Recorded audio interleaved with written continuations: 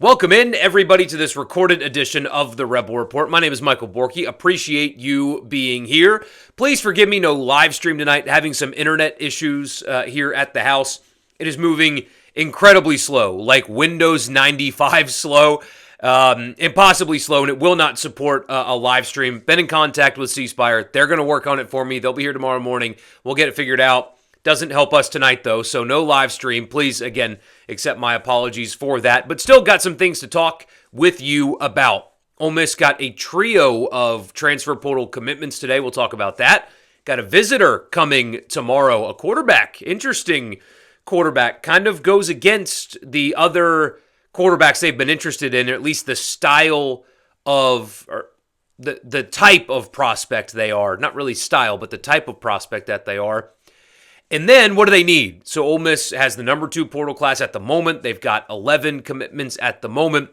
So far, obviously, if they're number 2 in the country, they've done well, but they still have a lot of needs. What are they? We'll talk about that on this edition of the podcast. I would invite you, please, like the video, subscribe to the channel if you have not already. Also, subscribe to the podcast. If you are watching or listening on YouTube and you have not subscribed to the podcast, you should do that. Just search Rebel Report wherever you get your podcast and subscribe and leave a rating and a review. And this edition and every edition of the podcast is presented by the Gregory Law Firm. DJ Gregory of the Gregory Law Firm has got you covered for personal injury. If you've been personally injured, don't waste another second. Wake up tomorrow. Call DJ Gregory at 662-397-9799, 662-397-9799. Also, if you're a small business owner and you need legal advice, or you don't need legal advice at the moment, but just in case that day comes, you don't want to be left not knowing where to go, DJ Gregory, the Gregory Law Firm, if you're in Mississippi, he can help you out. 662-397-9799, the Gregory Law Firm, for all of your personal injury, small business, and contract disputes. We'll start with Caleb Odom, the wide receiver, the massive wide receiver. He's listed, at least at what I'm looking at right now, he's listed at 6'5", 230. He was a 5-star in last year's recruiting class.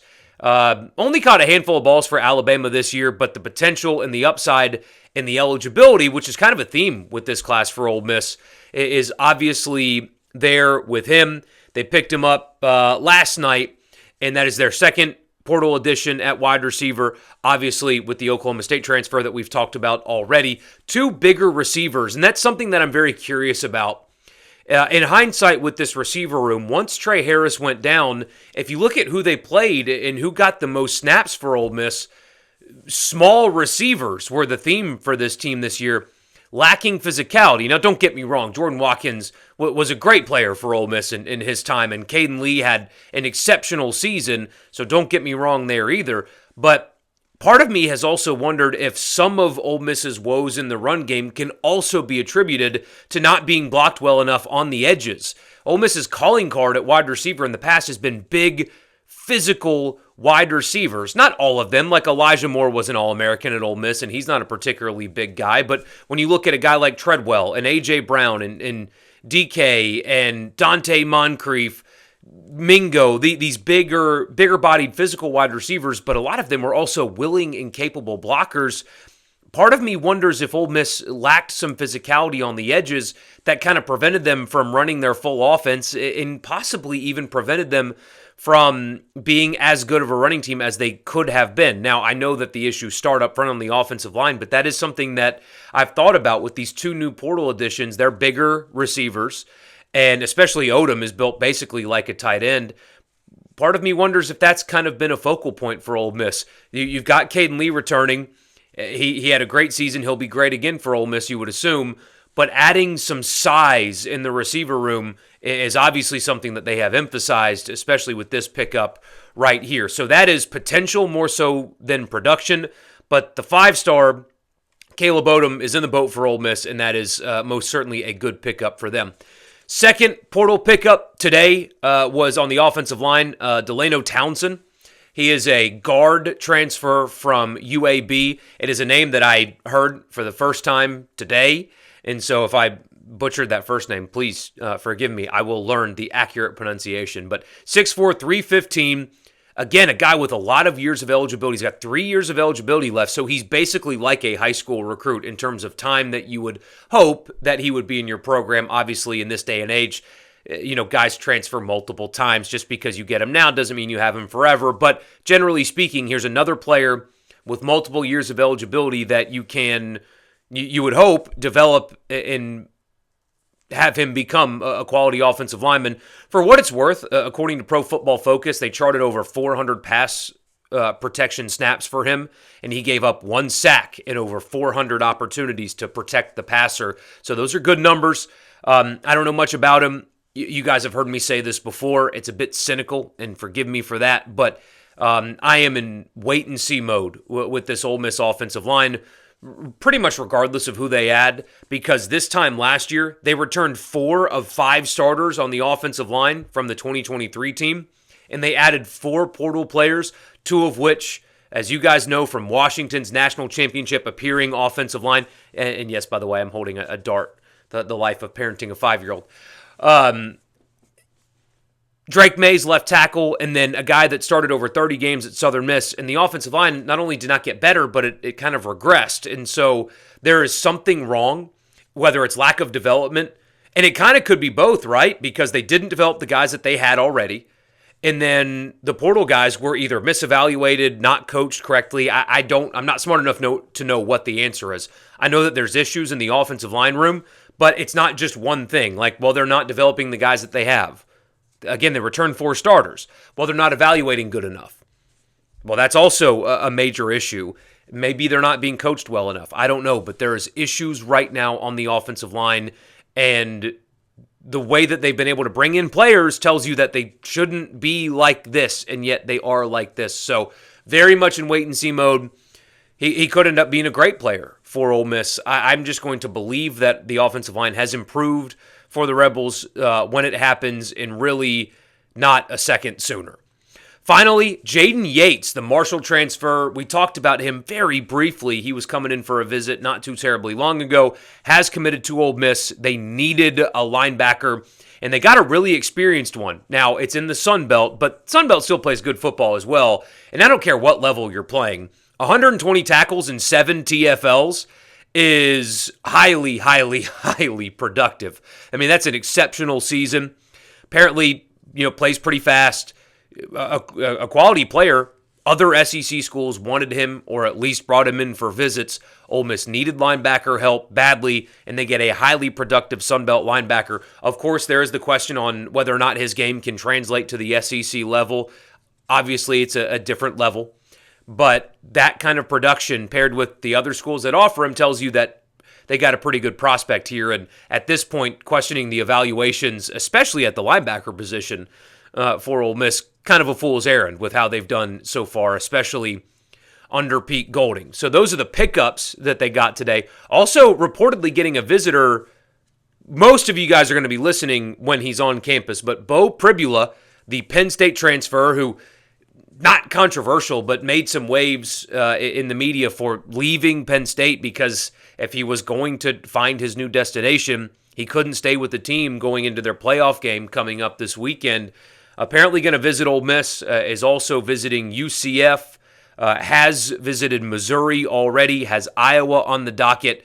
Very interesting that Ole Miss was able to get him in on a visit. The other portal quarterbacks they've been in on have been guys that have been starters for lesser teams, guys that you look at as like veterans, come in, be a backup, get paid. You're one play away from starting in the SEC. This guy is looking to start. That's why he's leaving Penn State after it was announced that Drew Aller, Penn State starting quarterback, is going to return. This guy hits the portal. You would assume he's looking for a place to start, or at least have a really good chance to start for that team. With the presence of Austin Simmons, the likelihood of him starting at a place like Ole Miss versus the other ones that he's looking at seems very low. Now, if you're Lane Kiffin, of course, if you can get a guy like him, talented guy, good athlete, to come in and compete with Simmons, great. That's exactly what you should do. But I am very curious about this because it is a little bit different than the other two, who seemed like very obvious veteran backup, get paid, you're one play away, but if not, you're comfortable with the other two that they've been in on. This one's a little bit different. If you can add a quarterback of this caliber, then go ahead and add him. But it is a little bit different than the other two. I still think they really believe in Austin Simmons, but it would be a true competition, a real and true competition if they're able to get somebody like this in. But considering the more desperate needs from the other teams on his list, I would be surprised if he ends up at Ole Miss. And now that I said that, he's going to sign tomorrow. But anyway, also, there's been some movement on the Justice Haynes front. We'll talk about that coming up after I tell you the podcast is brought to you in part by Advantage Business Systems. Check them out online at absms.com. Advantage Business Systems has you covered for all of your office technology needs. If you're a Mississippi company or business or you need technology in the office, anything from copiers and printers and mail machines to cloud storage and data security, they've got you covered, absms.com. Tell them I sent you, and you'll get a complimentary office technology assessment on me for free, absms.com. The podcast is also brought to you by Priority One Bank. Let them make you their priority. With 16 locations here in Mississippi, there's likely to be one in your backyard. Bank with me at Priority One Bank, and they will make you their priority just like they do me. So Ole Miss had a couple. We'll start here. What do they need in the portal? This is what they've got. Now, what do they need? Couple of secondary pieces hit the portal today. A.J. Brown played sparingly, barely at all, relative to the starters. Anyway, he hit the portal. Kennedy as well, the defensive back, who I thought in a changed role towards the end of the season actually was productive for Ole Miss by season's end. He also hit the transfer portal, which that one's a little bit more interesting than the others. That highlights to me the need that they have in the secondary. A guy like Kennedy, he was picked on by opponents earlier in the season, certainly what was a point of emphasis for other offenses for a period of time. But he did get better as the season went on, it felt. They kind of adjusted where they had him playing. And whether it was comfort or whatever, he did help that defense to some degree. Having a guy like him leave is not ideal. Is he replaceable? With all due respect to the player, yes, that is a replaceable player, but they got to go do it now. And so that is need number one for me is the defensive secondary. I know they've got a couple in the class already, but they need both safety and defensive back help. That to me right now is priority one. They've already got 3 linemen in the portal. They're returning a handful of guys as well, and there's not too many particularly great looking linemen out there anyway. To me, biggest need right now for them is the secondary. They just need numbers. They need bodies right now in the defensive secondary. That's priority one for me. Number 2 is running back. I know they got the Lacey transfer from Missouri. I know they're bringing in a freshman, and Diggs is returning, even though you haven't seen him play yet, coming off of that bowl game injury a year ago. They're trying to get Haynes from Alabama in. He's visiting South Carolina this week. May or may not happen. We'll have to see. I think that's priority number 2 for Ole Miss. I think it's secondary. They need another running back. You can't depend on a freshman. We don't know yet what Diggs is like, and then Lacey barely produced from Missouri last year. They need a running back, a more instant impact running back. So that's priority number 2 for me remaining in the transfer portal. Number 3, defensive line. I do think that they like what they have on the defensive line, though. I do think that they like what they have. Returning with like Harris and Perkins, and they've already portaled a couple of guys as well. I'm kind of looking at the tackle spot, though. You've got Eccles as well from last year's recruiting class, but I do think that they need to add at least one more defensive tackle as a priority spot, and maybe an edge as well if they can get one. But again, I know they've added a couple via portal, and Perkins is back. But they like what they have, but they still need to continue to add. I think at defensive tackle is another position of priority. Feel good about the quarterback situation. Feel better about wide receiver today than I did a few days ago, especially if Cunningham comes on strong. I assume they're going to add one more and working on adding maybe a couple more. But priority order for me, since linebacker now has not been totally taken care of, but that's been answered to some degree. It's defensive back is priority 1, running back priority 2, and then defensive line priority 3. But they're going to keep adding in basically every spot because that's what just kind of needs to be done in this era of college sports. So good pickups for Ole Miss. Still got some needs. So far, they're doing well.